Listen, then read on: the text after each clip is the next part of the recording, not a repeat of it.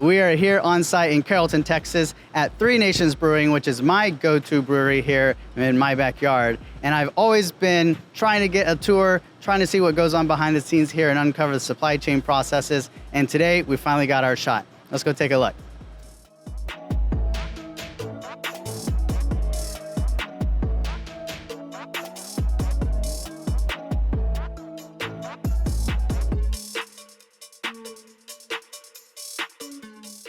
So this is where I would typically spend my time, here in the tap room, but today we're gonna stay away from the beer so early in the morning. We're gonna go take a look at the actual production process.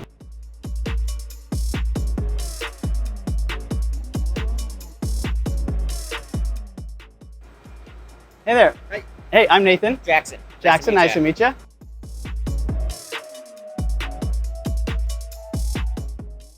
What is your job here, Jackson? I'm the lead brewer. Okay. Here. Been here for almost 4 years. Okay. Yep. All right.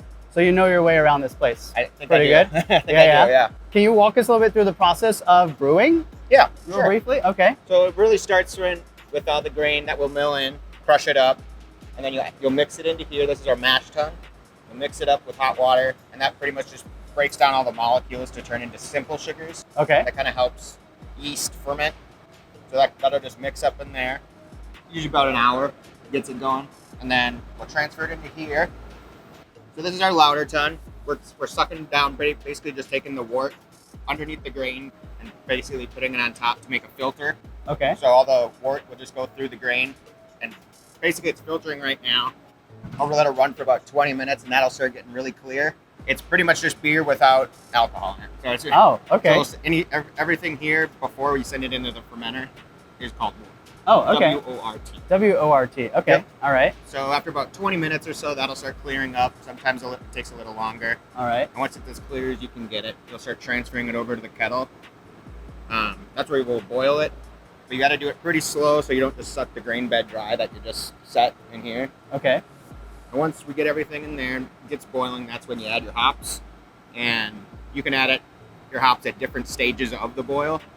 The earlier you add it, it's more bitterness hops, and later on you'll get more of the actual flavors.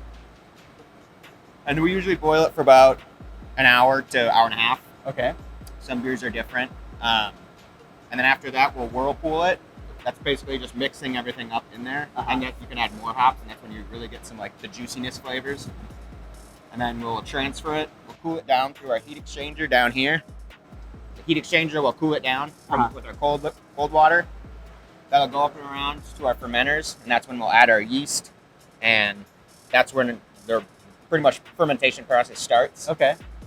Lagers, like what we're doing today, that'll be in the fermenter for about a month, maybe. A month. Wow. Maybe a little less, sometimes a little longer.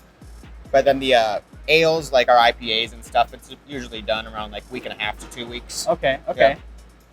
Is that the shortest sort of turnaround time? A week? Yeah. 2 weeks? Okay. Yeah, about.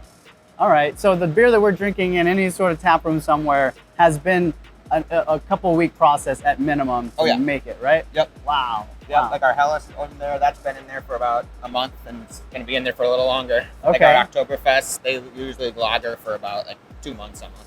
Wow. Yep. Okay. Can you tell me a little bit about your raw materials? I mean, yeah, there's different company brands. All those all the grains, that's where you get you can have different flavors and it adds different colors to it. Uh-huh. Like when we do our stouts, we have a lot of roasted barley and chocolate malts that really turn it dark and black. And then what about for cans? What's the like can production process like? You buy like blank empty ones, I guess, and you label them? Yeah. Or? And then our symbol ones, those are already pre-labeled. Okay. So, but yeah, we'll have the blank ones, and then on the canning line, we have certain labels that will wrap right around them. We get those in bulk because we go through them pretty quick. Yeah. I'm not just drinking beer, Mom. I'm actually working. I do logistics, okay?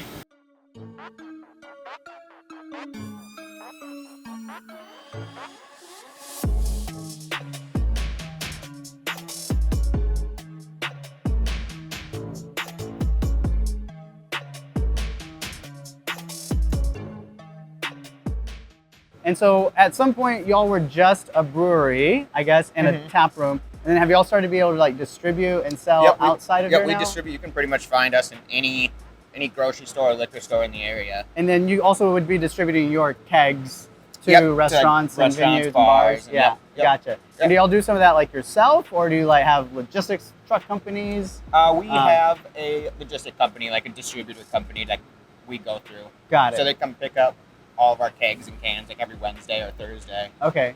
I think it's actually technically a law in Texas that you cannot be the distributor as well. You have to go through I think you have to go a logistics transportation company. Yep.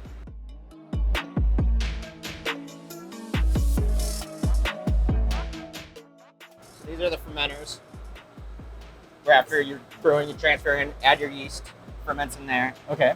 And once that is done, we'll transfer them into, these are called bright tanks, and they're basically just holding tanks. You get it carved in there, they're cold, and you can package out of it whenever you want. Okay. You can leave it in there for as long as you want. We usually try to get them empty as quick as possible, so we can throw another beer in there. Okay, so this is finished and ready for canning or kegging or whatever that might be? Okay, all right. Go down here, this is an active fermenting beer. And then this is our canning line.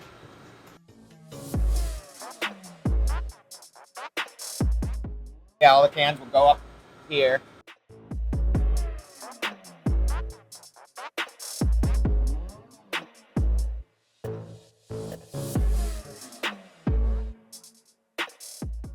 Slide down here. Come down. Get a blown out.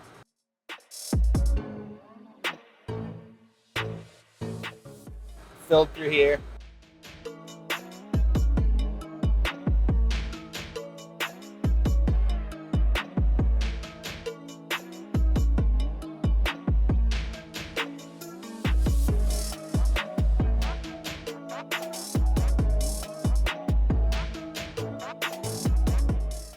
And go around, and this is where our labels will happen. But yeah, you have to put a roll, and it goes right through here and labels them up.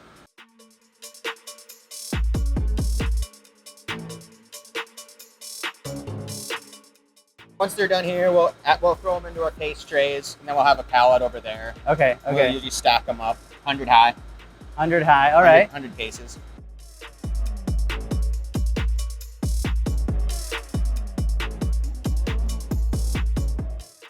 Is this like feeding the empty cans in? Yeah, so you can see. Oh, that's crazy. crazy. See through here.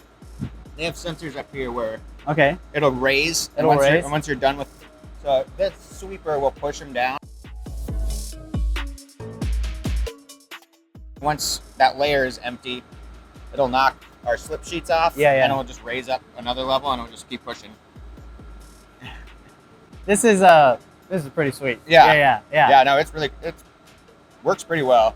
Well, hey, thanks for showing us around. Yeah, for sure. I appreciate the time. Yeah. I think I'm just about ready to have a beer myself. I know that camp.